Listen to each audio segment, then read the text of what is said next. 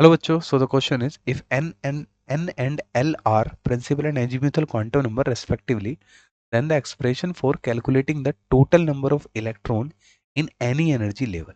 Okay, तो देखो भाई, अ, अगर हम बात करें तो टोटल नंबर ऑफ इलेक्ट्रॉन की अगर हम बात करते हैं, टोटल नंबर ऑफ इलेक्ट्रॉन जो होता है, जैसे s के अंदर बेटा 2 इलेक्ट्रॉन आ सकते हैं मैक्सिमम, p के अंदर 6 आ सकते हैं, d के अंदर 10 आ सकते हैं। तो वो हम कैलकुलेट करते हैं बेटा 4l+2 से।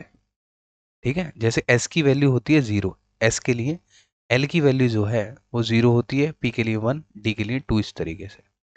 तो अगर हम देखिए l की वैल्यू 0 डालते हैं तो ये कितना हो जाएगा, 0+2, तो देखिए 2 इलेक्ट्रॉन आ गए। l की वैल्यू अगर आप 1 डालते हैं तो 4+2, देखिए 6 इलेक्ट्रॉन आ गए। l की वैल्यू अगर आप 2 डालते हैं तो 4 × 2 8 हो जाएगा, 8+2 10 आ जाएगा।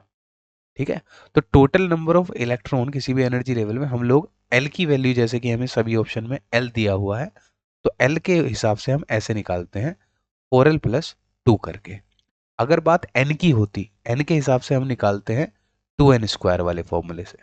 ठीक है, तो एल के लिए हम लगाते हैं 4l+2, जिसको हम 2 × 2l+1 भी लिख सकते हैं। ठीक है, और एल की वैल्यू 0 से एल की वैल्यू जहां तक आप रखना चाहें एन तक आप रख सकते हैं।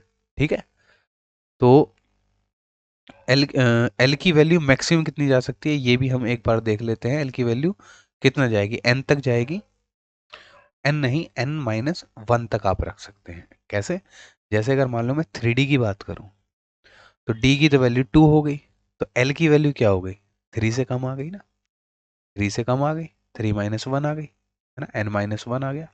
जैसे मैं 4 में f तक की वैल्यू निकाल सकता हूँ, तो f के लिए क्या वैल्यू होगी, f के लिए 3 हो जाएगी। तो l की वैल्यू हम क्या रख सकते हैं, n-1 तक।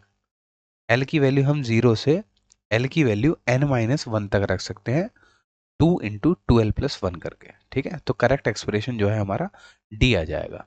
सो hence option D will be the correct answer, and I hope the concept is very much clear to you. Thank you and best of luck.